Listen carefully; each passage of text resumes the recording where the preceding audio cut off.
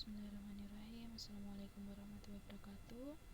Perkenalkan, nama saya Dudin Wigati. Di sini saya akan menjelaskan tentang terkait pandangan Al-Quran tentang perempuan, perspektif Aminah Wadud. Di sini ada beberapa pembahasan yang akan saya bahas, yaitu yang pertama adalah biografi dari Aminah Wadud, yang kedua adalah penafsiran Al-Quran, yang ketiga metode hermeneutika, dan yang keempat adalah pandangan Al-Quran tentang perempuan. Yang pertama adalah biografi Aminah Wadud. Jadi Aminah Wadud itu lahir pada tanggal 25 September 1952 dengan nama Maria Teasley di kota Bethesda, Amerika Serikat. Ayahnya seorang Metodis menteri dan ibunya keturunan dari budak Arab Berber Afrika. Jadi Aminah Wadud ini merupakan seorang anak dari dari seorang pendeta yang taat. Jadi ayahnya itu adalah Kristen. Namun menurut Aminah, beliau itu tidak begitu dekat dengan ayahnya sehingga tidak banyak mempengaruhi pandangan hidupnya. Nah, pada tahun 1972, tepatnya beliau berusia 20 tahun, beliau ini tertarik dengan ajaran Islam, khususnya dalam konsep keadilan dalam Islam, yang mana ketertarikan tersebut itu mengantarkan beliau untuk mengucapkan kalimat syahadat dan menerima Islam. Nah, lalu pada tahun 1974 namanya resmi diubah menjadi Aminah Wadud untuk mencerminkan agamanya. Nah, Aminah Wadud ini merupakan seorang feminis Islam dengan fokus progresif pada tafsir Al-Quran. Salah satu karyanya yaitu Al-Quran dan Perempuan Membaca Ulang Teks Suci dari Woman Perspective. Nah, karya beliau ini yang akan kita ulas pada pembahasan kali ini. Yang selanjutnya yaitu tentang penafsiran Al-Quran. Jadi menurut Aminah Wadud itu dalam menafsirkan Al-Quran, terutama dari menafsirkan ayat-ayat Al-Quran tentang gender, itu ada hal-hal yang perlu diingat dalam penafsiran, yakni tidak ada penafsiran yang benar-benar objektif. Nah, menurutnya selama ini tidak ada satupun penafsiran yang benar-benar objektif. Masing-masing ahli tafsir sering melakukan beberapa pilihan subjektif dan kadang-kadang tidak mencerminkan maksud dari nasnya. Nah, dalam dalam penafsiran ayat Al-Quran ini, Aminah Wadud itu membagi menjadi 3 kategori. Yang pertama adalah tafsir tradisional, yang kedua tafsir reaktif, dan yang ketiga adalah tafsir holistik. Yang pertama yaitu tafsir tradisional tafsir tradisional ini merupakan karya-karya tafsir tradisional di era klasik maupun modern, yang mana memberikan penafsiran atas seluruh isi Al-Quran dengan penekanan tertentu. Nah, maksudnya penekanan tertentu ini seperti apa? Yaitu penekanan tertentu dalam bidang sejarah, nahwu, shorof, tasawuf, dan sebagainya. Jadi dalam tafsir tradisional ini sesuai dengan kemampuan mufasirnya. Nah, namun dengan seperti ini itu menimbulkan perbedaan-perbedaan. Namun meskipun berbeda, itu terdapat kesamaan diantaranya, yaitu dengan menggunakan metodologi atomistik, yaitu penafsiran ini dilakukan atas ayat per ayat dan tidak tematik, sehingga pembahasannya terkesan parsial dan tidak ada upaya untuk mengenali tema-tema dan membahas hubungan Al-Quran dengan dirinya sendiri. Nah, yang paling ironi metode penafsiran ini, menurut Aminah Wadud, tafsir tradisional ini semuanya ditulis oleh laki-laki. Jadi laki-laki dan pengalaman laki-laki itu dilibatkan. Nah, sedangkan perempuan dan pengalaman perempuan itu ditiadakan. Maka wajar bila kemudian tafsir yang muncul adalah menurut versi, perspektif, kehendak, atau kebutuhan khas laki-laki, patrilineal. Nah, yang kedua adalah tafsir reaktif. Nah, tafsir ini itu menyangkut isu perempuan atas reaksi para sarjana modern terhadap keterpasungan perempuan sebagai individu dan anggota masyarakat yang dilekatkan dalam Al-Quran. Nah, dalam kategori ini itu banyak perempuan yang menentang kuat pesan Al-Quran. Mereka menemukan status perempuan yang lemah dalam masyarakat muslim sebagai pembenaran atas reaksi mereka. Namun reaksi-reaksi mereka juga tidak mampu membedakan antara penafsiran dan teks Al-Quran. Nah, tujuan dan metode yang ingin dicapai ini berasal dari cita-cita dan pemikiran kaum feminis. Namun ketiadaan Al-Quran yang komprehensif menyebabkan mereka memperbaiki kedudukan. Nah, kedudukan ini maksudnya adalah kedudukan perempuan berdasarkan alasan-alasan yang sama sekali tidak sejalan dengan pandangan Al-Quran tentang perempuan. Untuk itu, kelemahan ini harus ditutupi dengan memanfaatkan alat pembebasan, yaitu dengan menunjukkan pertalian antara pembebasan perempuan dengan sumber utama, yakni ideologi dan teologi Islam. Yang terakhir adalah tafsir holistik. Nah, penafsiran ini itu mempertimbangkan ulang semua metode tafsir Al-Quran yang menyangkut berbagai bidang seperti sosial, moral, ekonomi, dan politik modern, termasuk isu tentang perempuan. Nah, dalam kategori inilah Aminah Wadud itu menempatkan karyanya. Jadi kategori ini merupakan kategori relatif baru dan belum ada kajian substansial yang secara khusus membahas isu perempuan. Jadi dalam penafsiran Al-Quran ini, Aminah Wadud itu dipengaruhi oleh pemikiran dan neomodernisme Fazlur Rahman, yaitu terutama terkait corak penafsiran Al-Quran yang disebut dengan metode holistik, yang mana menekankan telaah aspek normatif dari ajaran Al-Quran. Nah, Aminah menyepakati kritik Rahman tersebut dan menitik beratkan pada akibatnya, yaitu termarginalisasinya posisi perempuan dalam hasanah tafsir Quran. Nah, Aminah sendiri berharap dengan metode holistik akan diperoleh interpretasi Al-Quran yang mempunyai makna dan kandungan selaras dengan konteks kehidupan modern. Dia menandaskan bahwa kandungan dan prinsip umum yang menjadi dasar Al-Quran tetap bersifat abadi, karena prinsip tersebut tidak terbatas pada situasi historis saat Al-Quran diwahyukan. Nah, metode untuk menemukan prinsip umum Al-Quran dalam rangka kontekstualisasi dengan situasi perempuan ini, Aminah mengadopsi metode double movement dari Fazlur Rahman tersebut. Nah, yang pertama yaitu metode dengan kasus konkret yang ada dalam Al-Quran. Ini bertujuan untuk menemukan prinsip umum, to find the general principle. Yang kedua yaitu berangkat dari prinsip umum yang dijadikan acuan mendasar dalam menentukan Weltanschauung dari Al-Quran, yakni keadilan sosial dan ekonomi serta prinsip kesetaraan. Nah, metode yang digunakan oleh Aminah ini disebut juga metode kritik historis. Mengapa? Karena dalam metode ini itu mengkaji latar belakang budaya yang dimiliki suatu bahasa dan membedakan antara unsur normatif dan kontekstual. Nah, metode sejarah yang diadopsi tokoh-tokoh untuk memperkuat teori gendernya mengharuskan pembaca Al-Quran untuk menganalisis budaya yang melatar belakangi bahasa Al-Quran sebagai media wahyu. Nah, untuk itu Aminah Wadud dalam penafsiran Al-Quran menawarkan metode hermeneutika, yakni ada 3 aspek. Yang pertama adalah dalam konteks apa teks itu ditulis atau kaitannya dengan Al-Quran. Jadi yang pertama berdasarkan kenapa ayat itu ditulis, kenapa ayat itu diturunkan. Nah, yang kedua yaitu bagaimana komposisi tata bahasa teks ayat penuturannya yang dinyatakannya. Maksudnya di sini adalah bagaimana pengungkapannya, bagaimana penuturannya, dan sebagainya.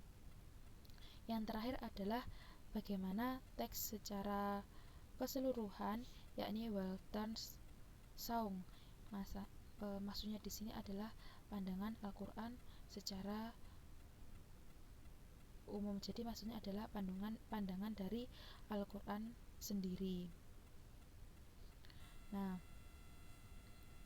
eh, dalam metode hermeneutika ini terdapat langkah-langkah teknis operasional yang bisa dilakukan oleh seorang penafsir atau yang dilakukan oleh Aminah Wadud pada saat itu, yaitu dengan cara melakukan analisis dari ayat-ayat Al-Quran tersebut. Yang pertama yaitu analisis menurut konteksnya. Yang kedua yaitu menurut konteks pembahasan topik-topik yang sama dalam Al-Quran. Nah, yang ketiga yaitu sudut bahasa dan struktur sintaksis yang sama. Yang keempat adalah dari sudut prinsip Al-Quran yang menolaknya, jadi menyangkut sikap benar berpegang teguh pada prinsip-prinsip Al-Quran. Sedangkan yang terakhir adalah menurut konteks Weltanschauung, jadi pandangan dunia Al-Quran. Nah, dengan metode tersebut, Aminah itu ingin mengangkat spirit dan ide-ide Al-Quran secara utuh, holistik, dan integratif, hingga tidak terjebak pada teks-teks yang bersifat parsial dan legal formal. Nah, hal ini sangat penting karena problem penafsiran Al-Quran itu sesungguhnya bagaimana memaknai teks Al-Quran terbatas dengan konteks yang tidak terbatas, karena konteks selalu mengalami perkembangan yang sesuai dengan tuntutan zaman. Nah, selanjutnya yaitu tentang pemikiran dari Aminah Wadud, yaitu perspektif tentang perempuan. Latar belakang Aminah Wadud dalam melakukan penafsiran Al-Quran. Jadi Aminah Wadud itu menentang anggapan dan sikap dangkal kaum muslim terhadap perempuan karena mempengaruhi penafsiran tentang kedudukan perempuan menurut Al-Quran. Nah, yaitu dengan menentang nilai-nilai yang telah dinisbahkan kepada setiap perbedaan. Nah, penelitian semacam ini itu untuk mengklaim bahwa perempuan tidak cocok untuk melaksanakan tugas tertentu karena kaum perempuan dibatasi pada fungsi-fungsi biologis saja, sedangkan kaum laki-laki dinilai lebih unggul dan penting daripada kaum perempuan. Menurut Aminah Wadud itu yang selanjutnya adalah bahwasanya tidak ada perbedaan nilai yang disandang oleh pria dan wanita. Nah, oleh sebab itu tidak ada indikasi bahwa wanita memiliki lebih sedikit atau lebih banyak keterbatasan dibanding pria. Penafsiran berasumsi bahwa laki-laki melambangkan norma sehingga dianggap sebagai manusia sempurna, sedangkan perempuan dianggap kurang sempurna. Nah, dari penafsiran ini itu menimbulkan berbagai pembatasan atas hak-hak perempuan. Nah, selanjutnya Aminah berpendapat bahwasanya Al-Quran bertujuan untuk menegakkan keadilan sosial, namun pada kenyataannya tidak sepenuhnya menyentuh untuk mengangkat kaum perempuan. Nah, dari sini Aminah Wadud itu gelisah terhadap realitas sosial perempuan Islam yang banyak mengalami subordinasi dan diskriminasi di tengah kuatnya budaya patriarki di dalam masyarakat Islam. Menurutnya sangat apresiatif dengan eksistensi perempuan yang dianggap memiliki posisi yang setara baik dalam bidang agama maupun sosial. Nah, untuk itu Aminah sampai saat ini masih konsen untuk memperjuangkan kesetaraan gender. Nah, menurut Aminah, pandang Al-Quran tentang perempuan sebagai individu. Yang pertama yaitu menjelaskan bahwasanya beliau itu menjelaskan kedudukan perempuan adalah sebagai individu. Lah, menurut Aminah, Al-Quran itu memperlakukan individu baik laki-laki maupun perempuan itu dengan cara yang benar-benar sama, seperti yang tercantum dalam Al-Quran surah Al-Mudaththir ayat 38, Kullu nafsim bismillahirrahmanirrahim, kullu nafsim bima kasabat rahinah, yang artinya tiap-tiap diri individu itu bertanggung jawab atas apa yang telah diperbuatnya. Nah, dari ayat ini dapat kita lihat bahwasanya tanggung jawab itu bersifat kodrati, artinya sudah melekat atau sudah menjadi bagian dari kehidupan manusia. Jadi di sini itu Bisa kita lihat bahwasanya tidak ada perbedaan antara laki-laki dan perempuan berkenaan dengan kemampuan individu itu sendiri mengenai potensi hubungan manusia masing-masing individu terhadap dengan Allah. Mereka sama-sama sama saja. Jadi tidak ada yang membedakan antara kaum laki-laki dan perempuan. Nah, itulah mengapa perempuan dianggap sebagai individu karena nih, iman dan amal seorang individu dipertanggungjawabkan masing-masing di hadapan Allah. Nah, untuk itu perempuan dianggap sebagai individu karena amal dan iman itu dipertanggungjawabkan masing-masing. Allah tidak meninggikan iman dan amal seseorang, baik itu laki-laki maupun perempuan, di hadapan Allah.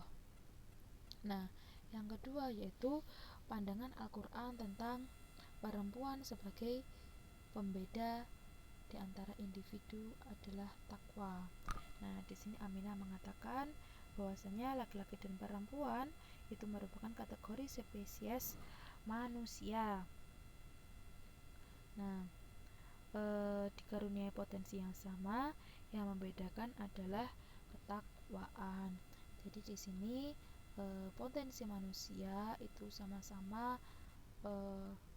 sama dari hal penciptaan, keberpasangan hingga balasan yang kelak mereka terima di akhirat. Nah, yang membedakan adalah hanya ketakwaannya mereka, seperti yang tercantum dalam surah Al-Hujurat ayat 13. Bismillahirrahmanirrahim. Ya ayuhan nasu inna khalaqnakum min dzakari wa untha wa ja'alnakum syu'uban wa qabaila lita'arafu. Inna akramakum indallahi atqakum innahu alimun khabir. Artinya, kami menciptakan kalian dari seorang laki-laki dan perempuan dan menjadikan kalian berbangsa-bangsa dan bersuku-suku supaya kalian saling mengenal. Sesungguhnya orang yang paling mulia di antara kalian dalam pandangan Allah adalah orang yang paling bertakwa. Dan di sini dapat kita lihat bahwasanya semua makhluk, semua manusia baik laki-laki maupun perempuan itu derajatnya sama. Dan yang terakhir adalah tentang tokoh-tokoh perempuan dalam Al-Quran. Jadi di sini Aminah mengambil kisah dari 3 perempuan yang disebutkan di dalam Al-Quran, yakni Ibu Musa, Maryam, dan Bilqis. Nah, di sini dapat dianalisis para Aminah Wadud itu mencoba untuk menjelaskan peran perempuan. Yang pertama yaitu Ibu Musa, yang kedua Maryam, dan yang ketiga adalah Bilqis. Nah, pada saat itu dikisahkan pada zaman itu Ibu Musa sedang mengandung Nabi Musa. Nah, tapi pada zaman kerajaan Fir'aun, seluruh anak laki-laki yang lahir harus dikuburkan secara hidup-hidup. Nah, hal tersebut membuat Ibu Musa itu gelisah. Akhirnya Allah menurunkan surah Al-Qasas ayat 7. Bismillahirrahmanirrahim. Wa uhaina ila ummi Musa an ardi'ih fa idza khifti 'alaihi fa'alqihi fil yammi wa la takhafi wa la tahzani inna radduhu ilaiki wa ja'iluhu minal mursalin. Yang mana artinya yaitu, dan kami wahyukan kepada Ibu Musa, susuilah dia, dan apabila kamu khawatir akan dia, maka jatuhkanlah dia ke sungai, dan janganlah kamu khawatir maupun bersedih, sesungguhnya kami akan mengembalikan kepadamu dan menjadikannya salah seorang dari Rasul kami. Nah, dari hal tersebut, dari ayat tersebut dapat kita lihat bahwasanya kodrat perempuan yaitu mengandung serta merawat buah hati. Nah, yang selanjutnya yaitu Maryam, kisah tentang Maryam. Nah, menurut kisahnya seorang utusan datang ke hadapan Maryam. Nah, beliau itu membawa pesan Allah bahwa dia akan mengandung seorang anak. Nah, lalu Maryam menjawab, bagaimana aku dapat mengandung seorang anak sedangkan tidak pernah ada seorang manusia pun yang menyetubuhiku, dan aku juga bukan seorang pezina. Nah, akhirnya kan Maryam itu mengandung. Kemudian Maryam ketika melahirkan itu merasakan sakit yang luar biasa. Nah, sama seperti dengan perempuan lain. Kemudian Al-Quran memperlihatkan simpati Allah, yaitu janganlah bersedih hati, dan Maryam diminta supaya makan, minum, dan bersenang hati. Nah, dari kisah ini dapat kita lihat bahwasanya kisah Maryam itu menunjukkan sebuah ketaatan dan ketakwaan seorang hamba menerima takdir Allah Subhanahu wa taala. Di sini jelas bahwa ketakwaan seseorang tidak dibatasi oleh jenis kelamin. Artinya yang membedakan individu adalah ketakwaan mereka terhadap Allah Subhanahu wa taala. Dan yang terakhir adalah kisah Bilqis. Nah, kisah ini itu Al-Quran memuji kearifan dan kebijaksanaan dari kepemimpinan seorang Ratu Bilqis. Namun beberapa pihak tidak setuju karena menganggap seorang perempuan tidak pantas menjadi seorang pemimpin. Namun karena beliau itu pengetahuannya luas dan kecerdasannya luar biasa, maka ia mampu menjadi pemimpin yang arif dan bijaksana. Nah, dari kisah ini Aminah Wadud itu mencoba menjelaskan bahwa kepemimpinan tidak selamanya harus dipegang oleh kaum laki-laki. Seorang perempuan juga bisa menjadi pemimpin dengan wawasan dan ilmu pengetahuan yang luas. Nah, bahasanya bisa kita lihat pemimpin itu bisa dilakukan oleh siapapun, baik laki-laki maupun perempuan. Mungkin itu cukup penjelasan dari saya. Apabila ada kurang lebihnya, saya mohon maaf. Wassalamualaikum warahmatullahi wabarakatuh.